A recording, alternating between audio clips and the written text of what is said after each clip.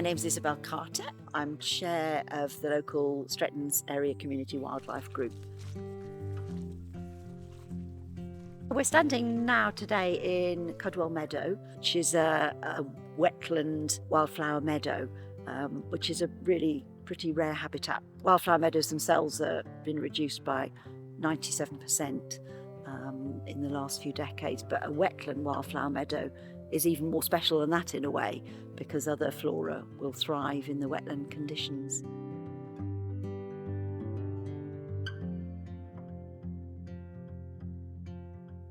The botany experts have identified 160 flora species now in 3 acres, which is just a crazy amount.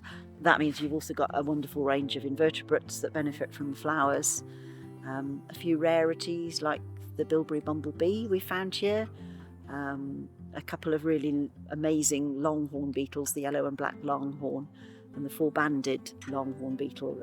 They're pretty rare, and they seem happily at home here too. The Mammal Society has come and we found traces of water vole along the bank. Still haven't got them on camera, but I'm trying. And then a month ago, again, another expert from the Mammal Society came and we looked for harvest mice, which I never thought we'd get here. We're not adjacent to arable land at all. But yeah, we found 2 nests of harvest mice. So they're here as well.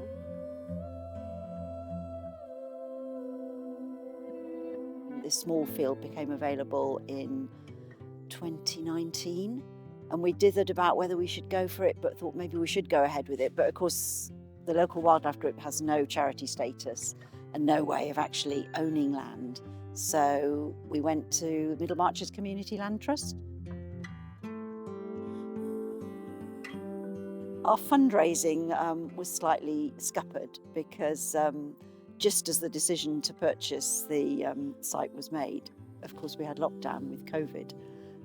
So all our plans to do community fundraising, just went by the way. And we just had to do it really with a really attractive website. We leafleted the town, we did online talks, and the money just, came in. It's wonderful. Our costs aren't particularly high, but we still do need to pay for insurance, for volunteers, mending fences, gates, that sort of thing. One of the things Middlemarch's treasurer actually did for us was to enable us to qualify for ELM payments, which is an environmental land management scheme that the government have, because obviously we are managing this in a very environmentally sensitive way. It's just been great to have their support. We couldn't have done it on our own for sure.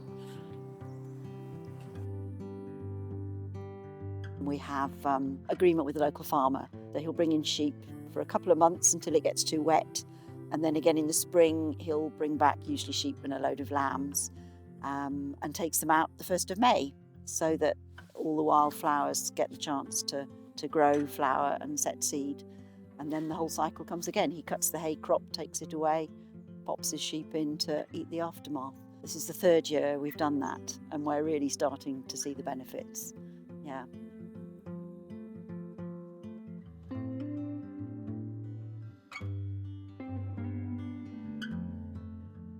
We are trying to protect the wildlife in here, so it's not open access the whole time, because sadly we know dogs and water vole and harvest mice, they're just not going to go very well. So what we've decided to do is, in the summer months when it's at its most beautiful, we open it to the public every Sunday, and we've mowed little paths to make a beautiful sort of route wandering all through the meadow.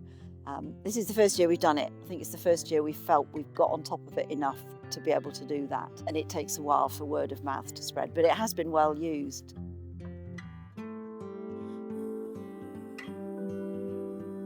I have to say, almost universally, people have just been delighted.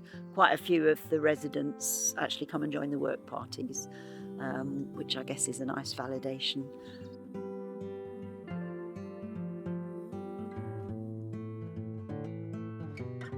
It's just meant that a lot of the town now, you talk about the wetlands, they all say, oh yes. So there's much more of a sense now of ownership and identity, I think, in the town, that it is quite special. And it means that if there's any plans in the future that we're really unhappy about, we've got the town aware now that, this needs protecting and it's quite special.